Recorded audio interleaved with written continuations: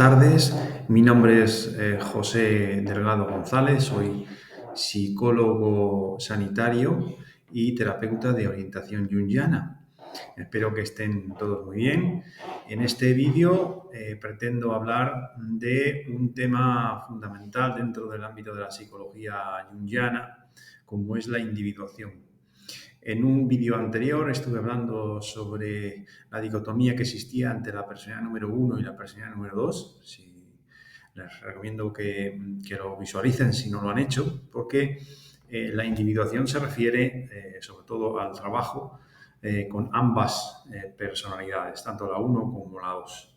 Pero especialmente se refiere más al acceso a la personalidad número 2, que tiene que ver en realidad con el acceso a la profundidad del hombre, ¿no? A aquel espacio interior, a aquel mundo interior, a aquel microcosmos al que se refieren las tradiciones espirituales, que habita en el alma del hombre, y sobre todo a eso es a lo que yo me voy a referir hoy, ¿no? En el anterior vídeo hablaba de la iniciación y hablaba de iniciación efectiva, porque hay distintos tipos de iniciaciones. Por ejemplo, el bautismo en la tradición cristiana es una iniciación, como en general es otra iniciación también el proceso posterior en el que viene el Espíritu Santo, que es la confirmación. Pero esas son todas iniciaciones virtuales, ¿vale? ¿Qué significa esto de que sea una iniciación virtual? Significa que la persona, porque haya vivido de alguna manera el ritual que se produce en estos casos, que es un sacramento, eso no significa que la persona haya vivido lo que eso significa.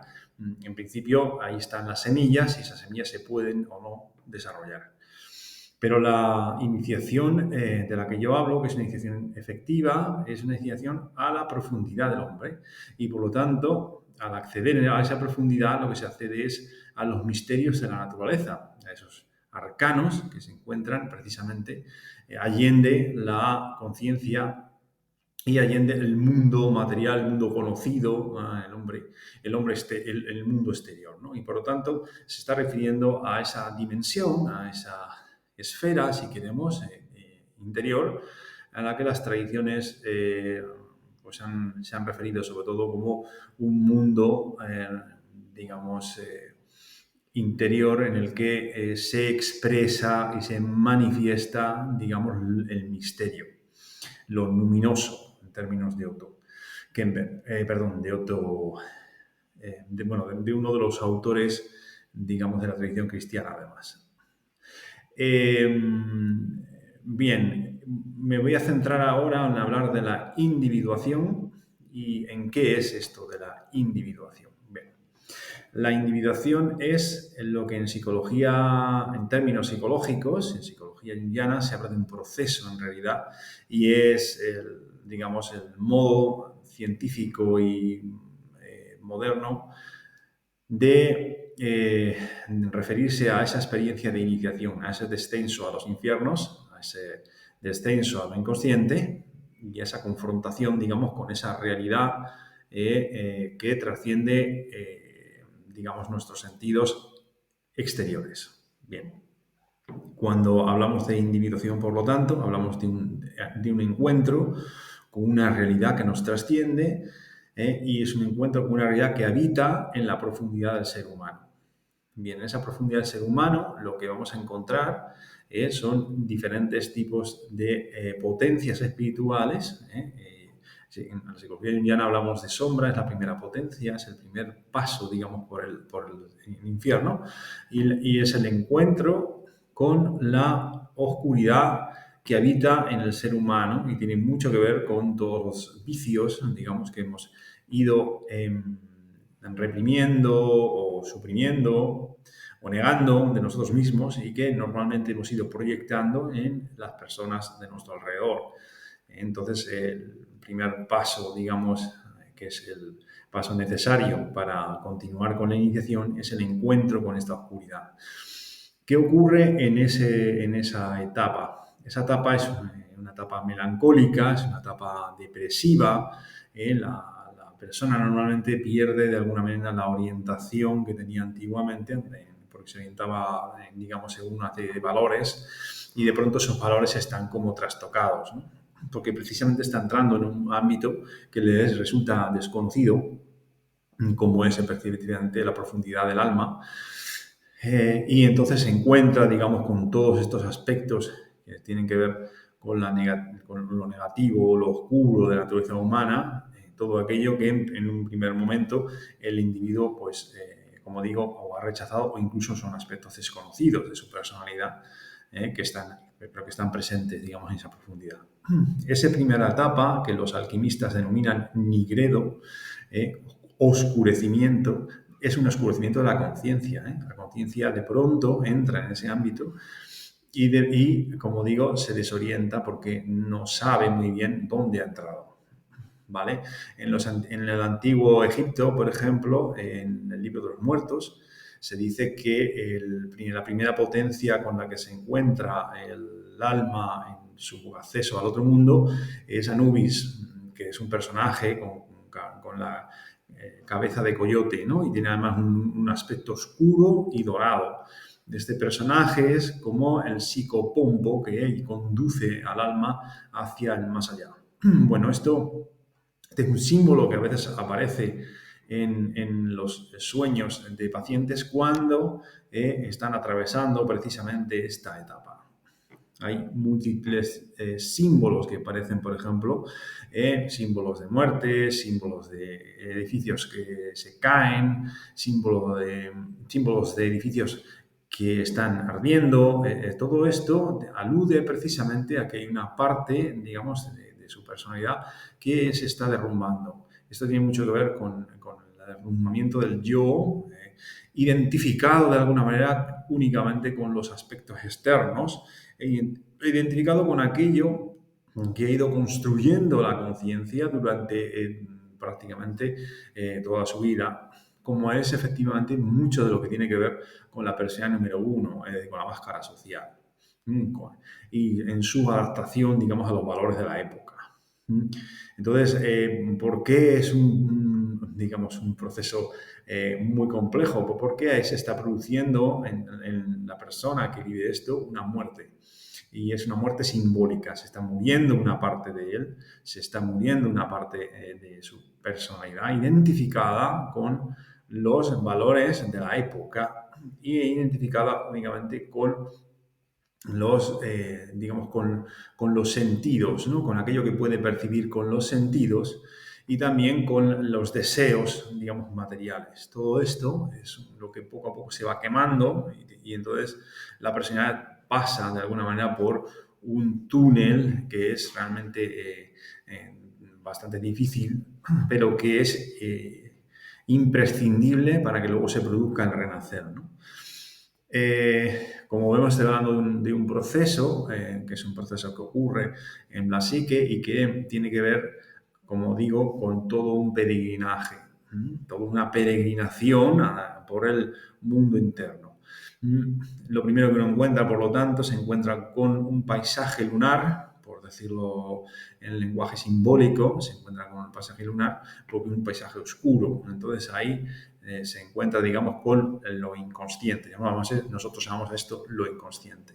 Bien, el trabajo que se realiza en esa primera etapa es precisamente que la conciencia pueda ir comprendiendo poco a poco qué es lo que le está ocurriendo a la persona y que no se identifique con los distintos estados de ánimo que obviamente van a ir apareciendo, estados de ánimo depresivos, esos estados de ánimo propios de una persona que se está muriendo.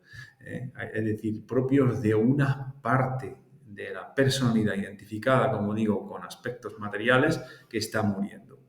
Bien, eso tiene mucho que ver con las proyecciones y la retirada de las proyecciones. Es decir, en realidad la persona empieza a darse cuenta, empieza a percibir que hay una realidad detrás de esta realidad, digamos, que él consideraba como la única existente y por lo tanto empieza a darse cuenta de que las personas significativas para él, en esas personalidades significativas, su marido, sus hijos, sus amigos, el trabajo en el que está, todo eso. Ahí estaban proyectados todos los aspectos de la psique interna, todos los aspectos internos, se proyectaban allí y desde allí atraían la energía y por eso tenía esa necesidad de realizar todo lo que hacía, ¿no? Entonces, todos los conflictos que se pudieran producir en el mundo exterior y los conflictos con las personas de su alrededor y luego las amistades, las filias y las fobias, todas estas empiezan a darse cuenta a la persona de que en realidad no están en las personas con las que se relacionan, sino que forman parte de su propia psique. En realidad se encuentran en su profundidad. Y hay unas potencias en realidad que nosotros llamamos complejos en principio, y además de complejos, más allá de los complejos están los arquetipos, pero bueno, empecemos por aquí, por los complejos, que son aquellos aspectos, digamos, aquellos pequeños duendes que habitan en la psique inconsciente y que son en realidad los que manejan los hilos de la realidad consciente, ¿no? ¿Cómo el paciente empieza a darse cuenta de esto, por ejemplo, es a través de los estados de ánimo. La conciencia intenta a través de la voluntad, digamos, desembarazarse de determinado tipo de estados de ánimo y no puede. Esto significa que el estado de ánimo lo embarga. Esto significa que hay una potencia interna que está embargando de alguna manera su estado de ánimo y no puede la persona, por más que lo quiera, sustraerse de ese estado de ánimo. Por lo tanto, empieza a darse cuenta de que la conciencia, con su fuerza de voluntad, no lo puede todo. Esto es una cosa importante porque es una de las enseñanzas, digamos, en toda esta primera parte del proceso. Y una vez que se adentra a la personalidad ya en esos, digamos, arcanos interiores, se adentra, digamos, a profundidad, entonces empieza a ir dándose cuenta de que en los sueños se encuentra un tesoro importante porque a través de los sueños, digamos, se está autorrepresentando la propia psique. Es decir, nosotros en nuestra conciencia colectiva los sueños son un poco más que el basurero de la psique. Es un poco más o menos que un epifenómeno de la materia, un epifenómeno de los procesos cerebrales y ya está. Y no tiene ninguna importancia, digamos, en cuanto a su interpretación, sino más bien, pues eso, esos desechos que tenemos aquí, que se pueden estudiar científicamente a través de, digamos, de un electroencefalograma. Podemos empezar viendo, por ejemplo, cuando se produce en la etapa REM, en fin, todo esto está muy bien estudiado. Ahora bien, no se entiende desde la conciencia colectiva, no se entiende que esto alude, digamos, a una realidad trascendente y que es la puerta de entrada precisamente para empezar a trabajar con esa profundidad. Y esto es algo que también el paciente debe combatir, digamos, o debe trabajar, digamos, a través del proceso psicoterapéutico, del proceso de individuación en última término, para poder ir más allá de la conciencia colectiva, más allá de los valores de esta época y profundizar, digamos, en esta dimensión anímica, como se ha hecho a lo largo de la historia. Otra cosa importante, muchos sueños aluden a la infancia.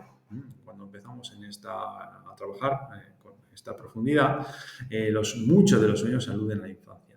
¿Qué ocurre? La infancia, ¿qué está representando? Bueno, la infancia está representando el origen, de dónde procede el ser humano y de dónde procede también la conciencia, porque a fin de cuentas es de donde nosotros partimos, de donde hemos sido dados a luz, ¿no? como entes físicos. Pero más allá de esto, muchos sueños a veces aluden a algo que va más allá de la infancia, más allá del momento en el que nosotros hemos nacido, y esto tiene mucho que ver con la propia historia. Es decir, nuestra conciencia se identifica normalmente con la historia biográfica, de lo que ha vivido, pero en nuestra psique hay un espíritu, una realidad interior que es mucho más antigua que nuestra biografía, muchísimo más antigua. Entonces, cuando la personalidad, o sea, cuando la conciencia se introduce en esa realidad, empieza a tomar contacto con esas potencias que se expresan en todas las tradiciones religiosas de toda la tierra. Y además, esas potencias han estado presentes a lo largo de toda la historia de la humanidad. Desde las cuevas de Altamira, empezamos a verlo, por ejemplo, en aquellas pinturas que dibujaban nuestros antepasados, a después ir viendo cómo en las distintas tradiciones espirituales hay símbolos que aparecen también representados de pronto en los sueños de algunos pacientes sin que estos tengan ni la más remota idea de qué es lo que significa de estos sueños, ¿no? ¿Qué significan esos símbolos? Porque su conciencia está tan alejada de esto que en realidad le parece todo esto una especie de galimatías extraño y unos símbolos. Entonces tiene que aprender un nuevo lenguaje, que es el lenguaje de la profundidad, el lenguaje simbólico, y para hacer esto es importante que vaya poco a poco conociendo la simbología, digamos, de las distintas tradiciones espirituales y la simbología, digamos, de, por ejemplo, en las distintas mitologías, ¿no? ¿Por qué? Porque esta simbología va a aparecer también de manera espontánea en la psique. Bien, eso es uno de los, digamos, de los trabajos que se realizan cuando empieza la personalidad, digamos, consciente a tomar contacto con la personalidad número 2, y entonces empiezan a aflorar de alguna manera los contenidos que llamamos del inconsciente colectivo, los contenidos de esa profundidad, y entonces la conciencia debe armarse, digamos, con ese tipo de conocimientos para poder pescar esos peces que aparecen en el océano del inconsciente, que son los contenidos a través de los símbolos que emergen en los sueños.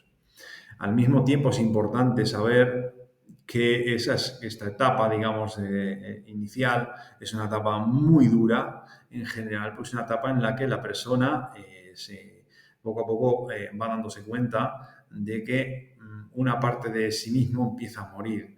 Esa parte, como digo, que estaba identificada con todo lo que tiene que ver el mundo exterior, con todo aquello que tiene que ver con el yo y el mundo de la conciencia.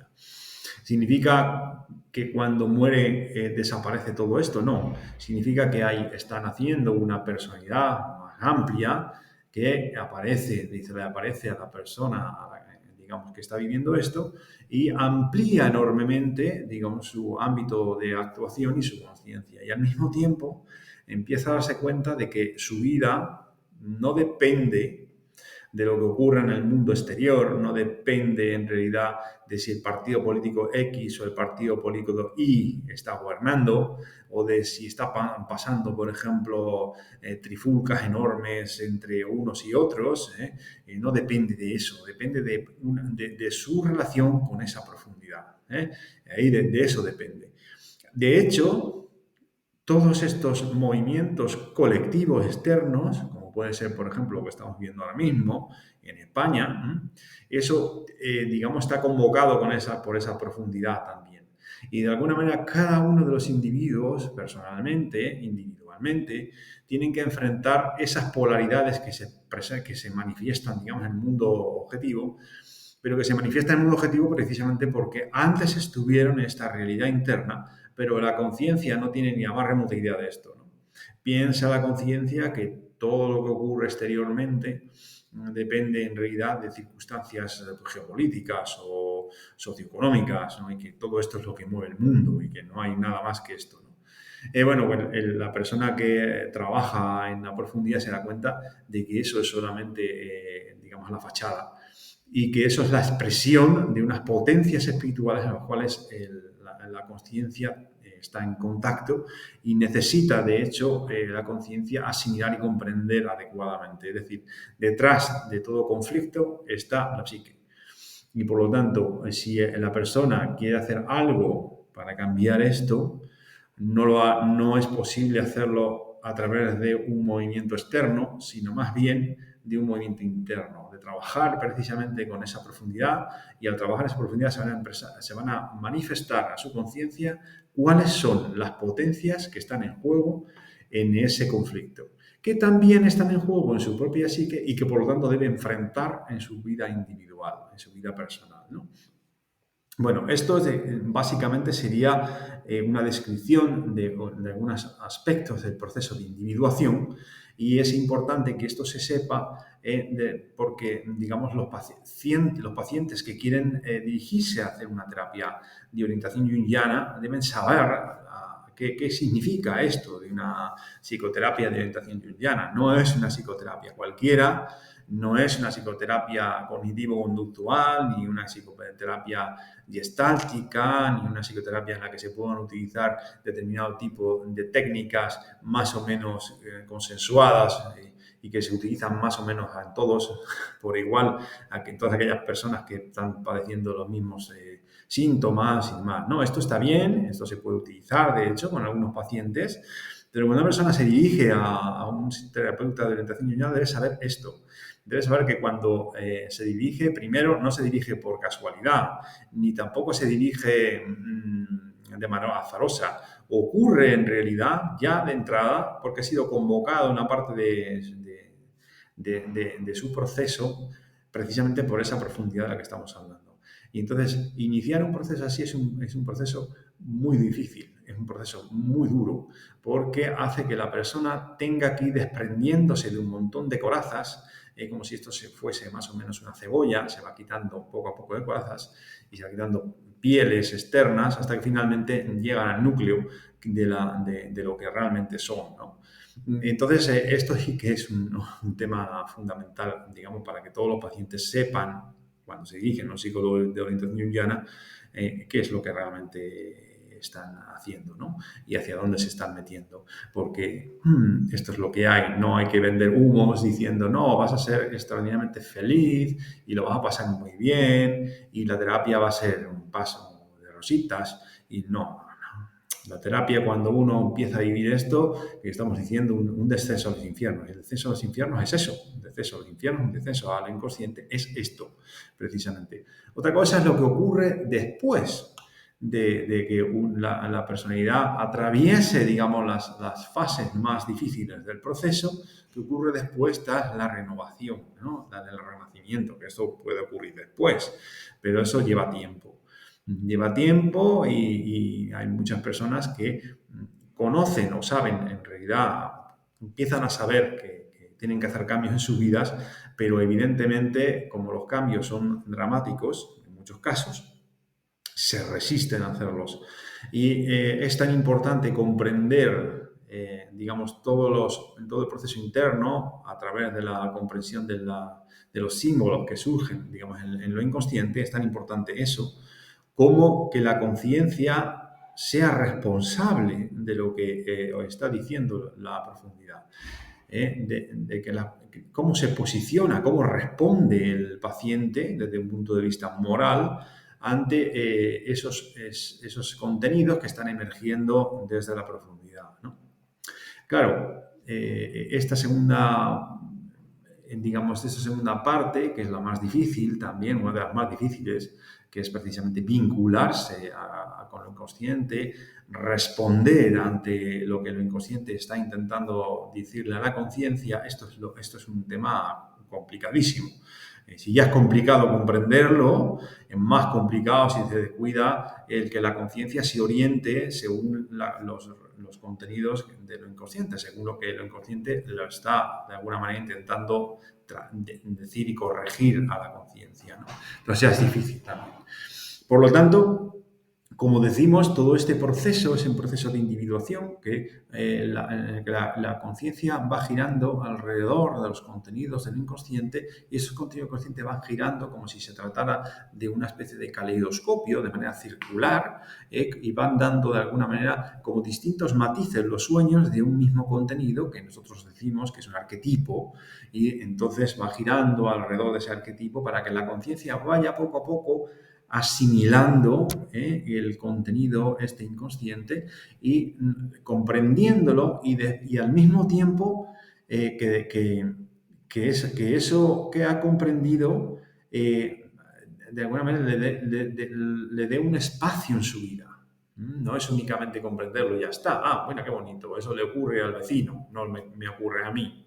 No, hay que responsabilizarse en el proceso, si es que realmente quiere realizarse ese proceso, responsabilizarse y por lo tanto ir realizando los cambios oportunos según se van dando, ¿no? Por eso decía yo en el vídeo anterior que esto se parece mucho en cuanto a su fenomenología a las experiencias cercanas a la muerte, porque una experiencia cercana a la muerte provoca un cambio radical, y de radical viene de raíz, radical en la persona que lo ha vivido.